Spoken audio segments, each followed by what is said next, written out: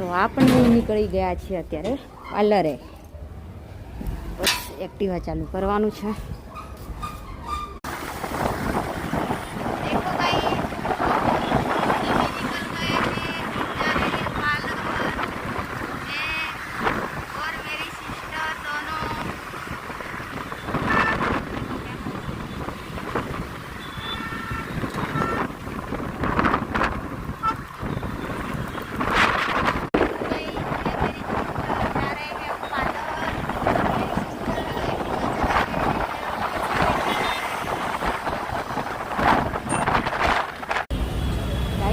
Signal ચાલુ છે અમદાવાદમાં. અડધી જિંદગી તો સિગ્નલમાં જ જતી રહેવાની.